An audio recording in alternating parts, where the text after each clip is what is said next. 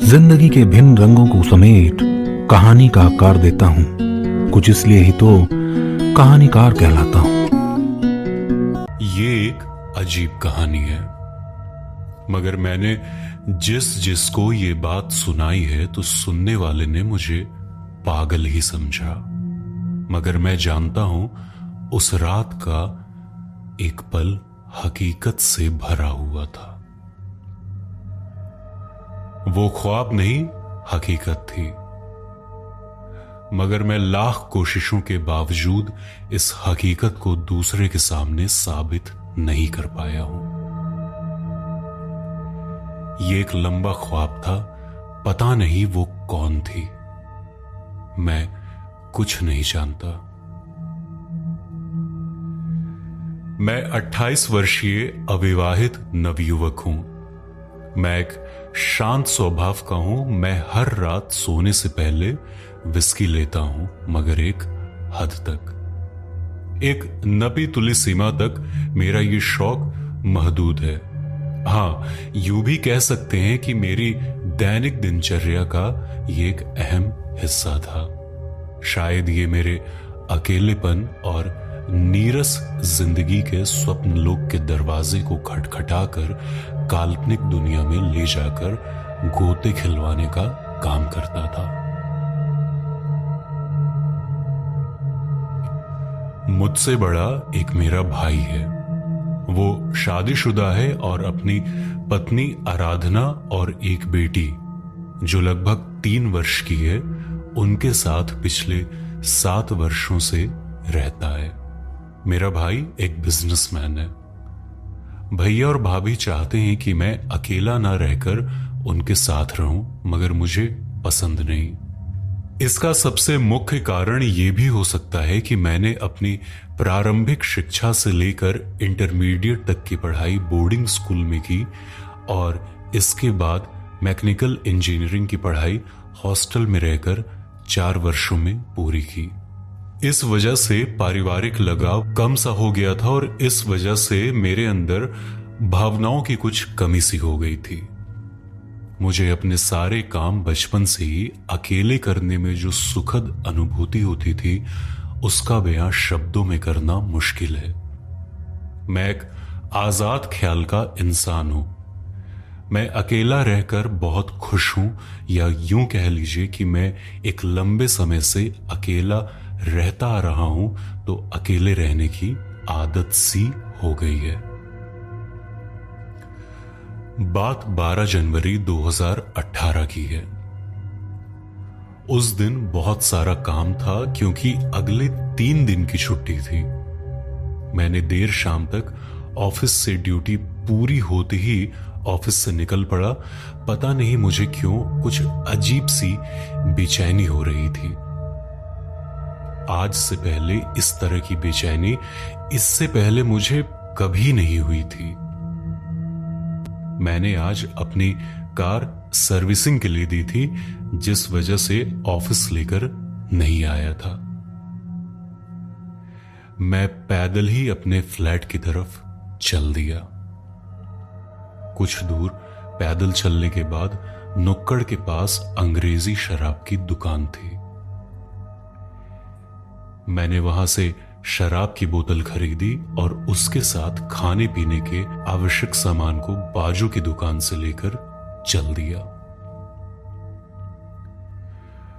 कभी कभी मैं ऑफिस से घर पैदल ही निकल जाता हूं। ऐसा कई बार हुआ है। घर से ऑफिस का रास्ता आधे घंटे का है। रास्ते में भुट्टी गांव पड़ता है, जहां एक बहुत ही पुराना कब्रिस्तान पड़ता है। अगर सड़क को छोड़कर इस कब्रिस्तान को पार कर लिया जाए तो मैं लगभग 20 मिनट में ही अपने फ्लैट पर पहुंच जाता हूं। इस शाम को भी कुछ ऐसा ही हुआ। मैंने कब्रिस्तान से गुजरकर जल्दी घर पहुंचने का इरादा बना लिया। जब मैं कब्रिस्तान के गेट के सामने पहुंचा तो न जाने मुझे ऐसा एहसास क्यों हुआ कि आज मुझे इस कब्रिस्तान से नहीं गुजरना चाहिए।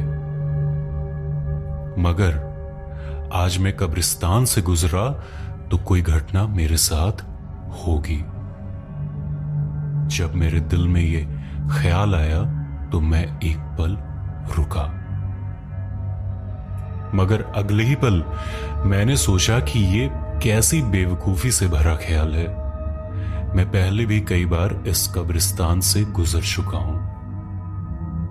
कभी कभी तो किसी दोस्त की पार्टी से लौटते हुए आधी रात के समय भी इस कब्रिस्तान से गुजर चुका हूं, मगर आज से पहले कुछ नहीं हुआ था। फिर आज मेरे दिल में ऐसा ख्याल कहां से आ गया? वो लोग तो मर चुके हैं, ये बेचारे भला किसी को क्या नुकसान पहुंचा सकते हैं।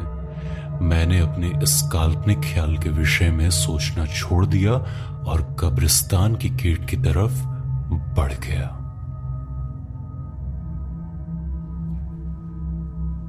जनवरी का महीना था और हड्डियां कपकपाने वाली भयंकर ठंड थी और रातें तो बिल्कुल ही सर्द थी। एक हाथ से दूसरे हाथ का हाल पता नहीं चल पा रहा था। मैं तेज तेज कदम बढ़ाता अपनी मंजिल की तरफ बढ़ रहा था। हर तरफ खौफनाक सन्नाटा फैला हुआ था। जब मैं कब्रिस्तान के बीचों बीच पहुंच गया तो एक बार फिर दिल में पता नहीं कहां मगर एक ख्याल आया कि मुझे इधर से नहीं आना चाहिए था। मगर मैं अपनी धुन में चलता जा रहा था। कुछ दूर पर पेड़ों का एक झुंड था। वहां ढेर सारे चमगादड़ फड़फड़ाने लगे और तरह तरह की आवाजें निकलने लगी और मेरे पास आकर मंडराने लगे। मेरे आने की हलचल से वो विचलित हो गए थे। अक्सर अजनबियों को अपने करीब आते ऐसी हरकतें करना उनके लिए लाजमी था, परंतु इस सर्द सन्नाटे में उनकी फड़फड़ाने और उनकी कर्कश आवाज कहीं ना कहीं मन में भय उत्पन्न कर रहा था। मेरा दिल जोर जोर से धड़कने लगा और मैंने अपनी चाल और तेज कर दी। मैं सोच रहा था कि इस घनघोर अंधेरे में मुझे इधर से नहीं गुजरना चाहिए था। कुछ कदम चलकर मुझे ऐसा लगा कि किसी ने मेरी पैंट पीछे से पकड़ी है। मेरा दिल जो जोर जोर से धड़क रहा था अब काफी जोर से धड़कने लगा और हालत यूं हो गई कि लगा मेरा कलेजा मुंह को आ जाएगा। भय के कारण मेरे हाथों को पता नहीं अकस्मात क्या हुआ, ये कोहनी से नीचे का हिस्सा कांपने लगा। उंगलियां जो कि अब तक ठंड की वजह से बेजान सी पड़ी हुई थी, वो अकस्मात ही उनमें ऐसी ऊर्जा आई कि जेब में तेज गति से फड़फड़ाने लगी और ऐसी घटना से माथे पर भी पसीने की कुछ बूंदें आ गईं और वो माथे से होते हुए कान के पीछे जाते हुए मस्तिष्क से संपर्क करते हुए अजीब सी सिहरन पैदा करने लगे। मैंने मन ही मन अपने को संभालते हुए हिम्मत जुटाया और साहस करके पीछे देखा तो मैं दंग रह गया। मेरी पैंट एक झाड़ी में फंसी पड़ी थी। मैंने अपनी पैंट को उस झाड़ी से मुक्त किया। इसके बाद मैंने अपने कदम अपनी मंजिल की तरफ बढ़ा दिए। अभी थोड़ी दूर ही चला था कि मुझे ऐसा महसूस हुआ कि कोई दबे पांव मेरे पीछे चल रहा है। मेरे शरीर में खौफ और डर की ठंडी लहर दौड़ गई। सचमुच मैंने महसूस किया कोई मेरे पीछे चल रहा है। मेरे माथे पर पसीने की बूंदें फिर से छलक उठी। अब तो मैं वास्तव में डर गया और मेरी हिम्मत नहीं थी कि पीछे पलट कर देखूं, क्योंकि मैंने अक्सर लोगों से सुना था कि यदि रात्रि के पहर में कहीं रास्ते में कोई आत्मा या प्रेत का एहसास हो तो पीछे पलटकर कभी नहीं देखना चाहिए, अन्यथा ये घर तक पीछा करते हुए आ जाते हैं। अब मुझे इस बात का डर था कि अगर मैं पीछे पलट कर देखूंगा तो उसका खौफनाक चेहरा मेरी आंखों के सामने होगा। इस डर के कारण मैंने पीछे तो नहीं देखा, लेकिन मैंने अपनी चाल की रफ्तार तेज कर दी।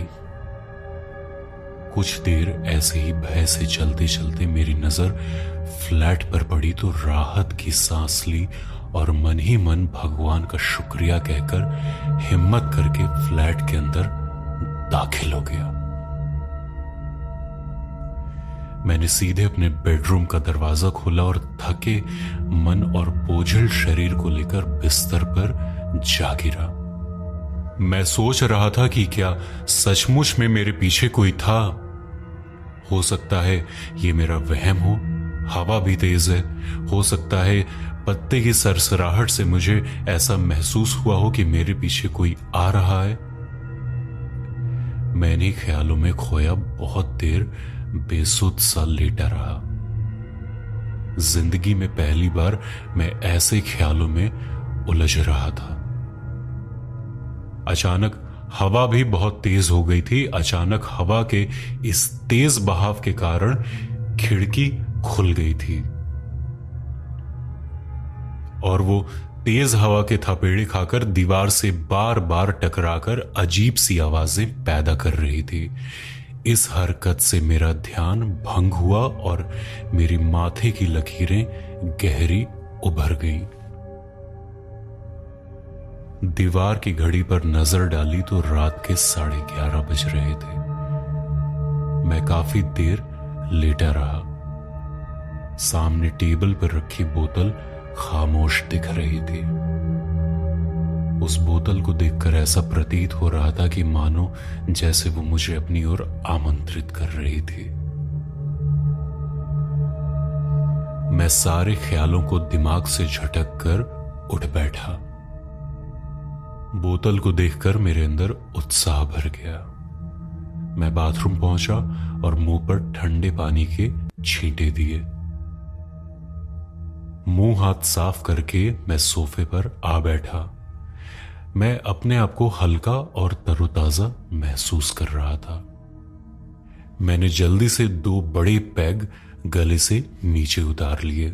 दिल को अजीब सा सुकून महसूस हुआ, मगर वो कब्रिस्तान वाला एहसास रह रह कर अभी मेरे दिमाग पर मंडरा रहा था। मैंने तीसरा पैग लिया और कुछ देर आराम करने के ख्याल से वापस बिस्तर पर लेटा। इससे ज्यादा मैं पीता नहीं हूं।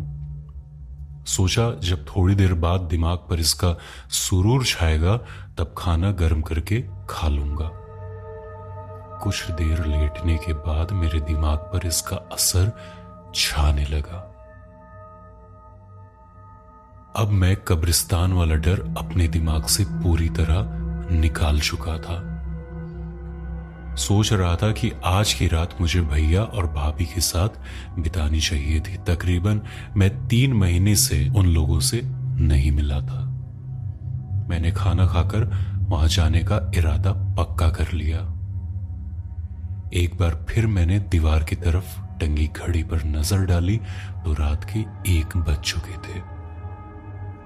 फिर मैंने सोचा कि कल शनिवार को ऑफिस बंद है और परसों संडे है, तो अच्छा खासा वक्त कट जाएगा और भैया भाभी की शिकायत दूर हो जाएगी, जो कि पिछले 3 महीनों से व्यस्तता के कारण मुलाकात ना होने की थी।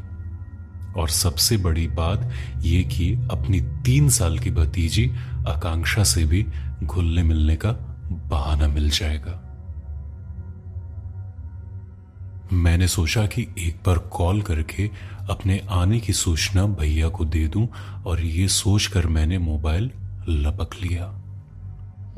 काफी देर रिंग जाने के बाद उधर से कोई जवाब ना आने के बाद फोन ऑटोमेटिक कट गया। मैंने सोचा शायद भैया टॉयलेट गए हों, थोड़ी देर में फिर से एक बार कोशिश कर लूंगा।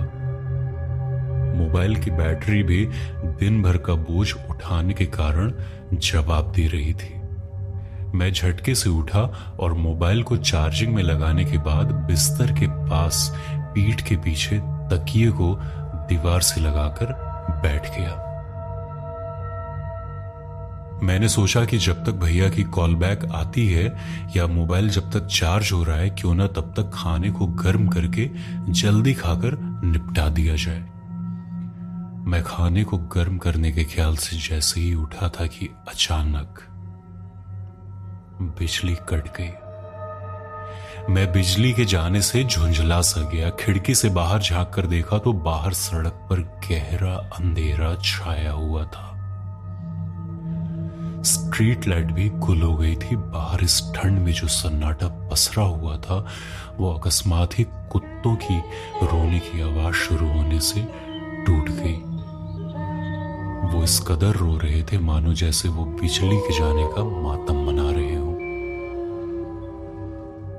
मैंने मेज की दराज को खोलकर मोमबत्ती निकाली और उसे जलाकर मेज पर रख दिया और खाने को गर्म करने लग गया। खाना गर्म करने के बाद मैं उसी मेज के पास लौटा जहां विस्की की बोतल रखी थी। मैंने एक और पैक बनाने का इरादा बना लिया। ऐसा मैं तभी करता हूं जब मेरे दिमाग में हलचल होती है। मैंने वो पीने के बाद जैसे ही खाने की तरफ हाथ बढ़ाया कि अचानक मेरे दरवाजे पर दस्तक हुई। मैं चौंक सा गया। मैं दीवार की घड़ी देखकर बड़बड़ाया कि इतनी रात को अंधेरे में कौन हो सकता है। खैर, मैं दरवाजे की तरफ बढ़ा। आगे की कहानी अगले एपिसोड में। सुनते रहिए